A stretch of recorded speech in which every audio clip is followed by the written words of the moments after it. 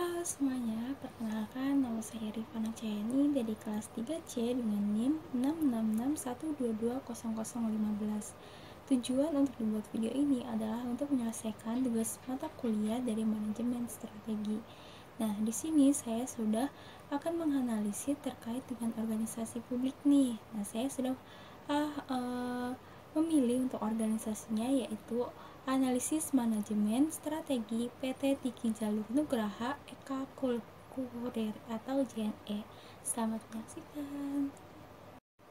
Nah, di sini saya akan menjelaskan sedikit tentang latar belakang dari PT JNE, di mana PT JNE ini didirikan pada tahun 1990, yaitu untuk melayani masyarakat dalam urusan jasa kepabeanan terutama impor dan ekspor atas kiriman barang melalui gudang atau rush handling, di mana kecepatan dan kehandalan layanan yang konsisten dan bertanggung jawab untuk kredibilitas JNE ini semakin tinggi di mata pelanggan maupun mitra kerja. Nah, peluang yang terus tumbuh ini juga mendorong JNE itu terus memperluas jaringan ke seluruh kota besar terutama di Indonesia. Saat ini detik-detik layanan JNE ini telah mencapai di atas 6.000 lokasi dan masih terus bertambah dengan jumlah karyawan lebih dari 40.000 orang. Nah, PT JNE juga memiliki visi dan misi nih teman-teman. Visinya yaitu menjadi perusahaan rantai pasok global terdepan di dunia. Menjadi perusahaan internasional yang sukses adalah penting bagi JNE untuk memiliki jaringan usaha yang kuat di Indonesia, yang merupakan salah satu negara target investasi dan pasar strategis di mata dunia. Sedangkan misinya yang pertama itu memberikan pengalaman terbaik kepada pelanggan secara konsisten. Yang kedua, melayani segenap lapisan masyarakat Indonesia baik perumahan maupun perkantoran dan industri melalui jaringan layanan pengiriman ekspres. Yang ketiga, memadukan efektivitas, efisiensi, dan fleksibilitas jasa yang prima untuk menjadikan JNE ini pilihan utama dalam pengiriman dokumen, paket, kargo peka waktu di Indonesia. Analisis tujuannya apa sih? Nah, tujuannya adalah dengan asumsi JNE ini dapat market leader di Indonesia ini diluncurkan layanan pesona. Maka JNE ini dalam menghadapi kompetisi menggunakan strategi agresif, yaitu meningkatkan pasar, expanding total market, di mana JNE ini memperluas target customer yang dapat dilayani dan menambah layanan dengan diperkenalkannya layanan pesona. Nah, dengan produk pesona ini JNE menarik konsumen yang baru atau new customer, sekaligus juga meningkatkan pemakaian market dengan berdasarkan tujuan tersebut sudah sesuai dengan misi yang telah ditetapkan oleh JNE.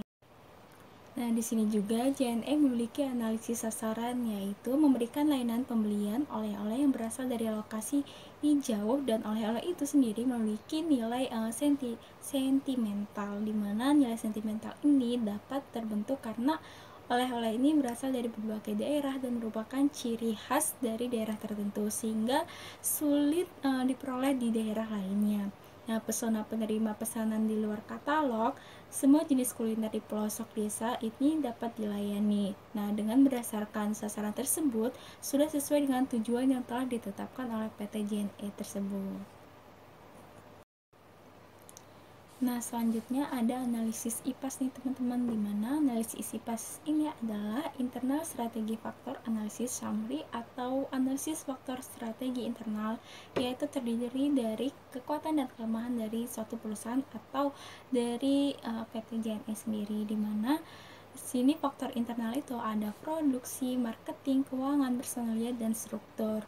Nah, dari produksi terdapat strength atau weakness-nya ini selalu meluncurkan program yang sesuai dengan kebutuhan konsumennya. Yang kedua ini memiliki armada pengiriman yang lengkap. Yang ketiga ini tarif jasa pengiriman yang terkadang tidak tercantum pada website JNE. Sedangkan marketing itu memiliki strength, yaitu memiliki program yang beda dengan para pesaingnya. Dan selanjutnya keuangan ini memiliki kondisi keuangan yang sehat, dan personalia ini kurir yang kompeten, dan terakhir ini strukturnya sudah jelas sesuai dengan pembagian pekerjaan.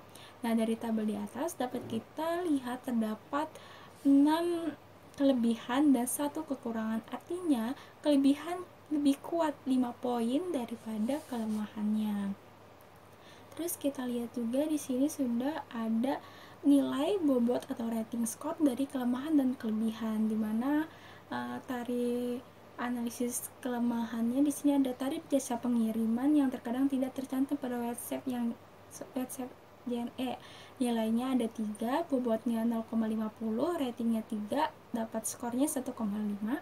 Kemudian nomor resi atau AWB terkadang susah untuk dilacak, itu nilainya 2, bobotnya 0,25, rating 2, skor 0,50. Sehingga analisis kelemahannya ini dapat dijumlahkan sebanyak nilainya 5, bobotnya 2, ratingnya 5, skornya 2,0. Sedangkan analisis kekuatannya di sini yang pertama ini memiliki armada pengiriman yang lengkap, di mana nilainya 4, bobotnya 0,30, rating 4, skor 1,2.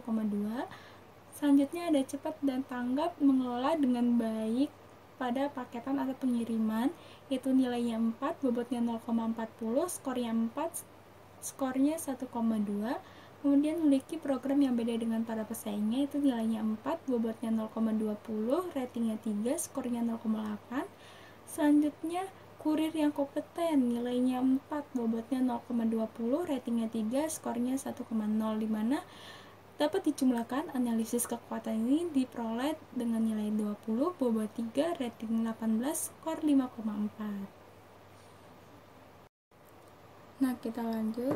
Berdasarkan nilai bobot dan rating setiap unsur, maka diketahui bahwa posisi perusahaan saat ini, perusahaan PT JNE ini berada pada kuadran 1, yaitu kuadran expansion atau grow pada titik koordinat 1,3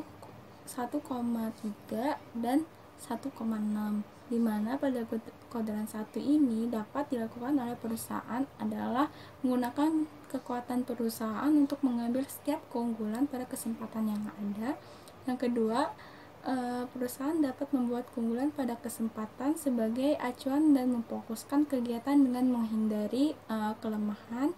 Yang ketiga ini menjadikan setiap kekuatan untuk menghadapi setiap ancaman dengan menciptakan diverifikasi atau menciptakan peluang baru. Yang terakhir, meminimumkan segala kelemahan dan menghadapi setiap ancaman. Dapat kita lanjut ke analisis diagram SLT, di mana udah terlihat diagramnya, terus ada koordinat analisis internal dan koordinat analisis eksternal, di mana rumus dari koordinat analisis internal ini adalah skor total kekuatan dikurang skor total kelemahan menghasilkan 5,4 dikurang 0,2 sama dengan 3,4. Sedangkan koordinat analisis eksternal ini rumusnya skor total peluang dikurang skor total ancaman yang dihasilkan 5,3 dikurang 3,7 sama dengan 1,6. Jadi titik koordinatnya terletak pada 3,4 dan 1,6. Dapat kita lihat pada gambar di samping ya teman-teman. Jadi di sini juga udah ada matriks SWOT dan interpretasi dari matriks SWOT-nya, dimana dapat kita lihat matriks SWOT-nya yang tertera pada di samping. Lanjut aja ke interpretasi matriks SWOT. Yang pertama itu SO itu mencapai bobotnya 0,18, ratingnya 4, nilainya 0,48. Terus yang kedua itu ada WO itu bobotnya 0,11, ratingnya 2, nilainya 0,22.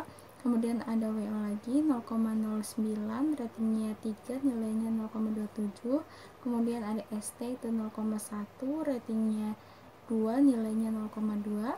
Kemudian ada ST lagi itu 0,12, ratingnya 3, nilainya 0,36. Kemudian ada WT itu mencapai 0,15, ratingnya 3, nilainya 0,45, hingga totalnya itu ada bobotnya 1, rating 0, nilainya 3, skor dan nilainya 3,42.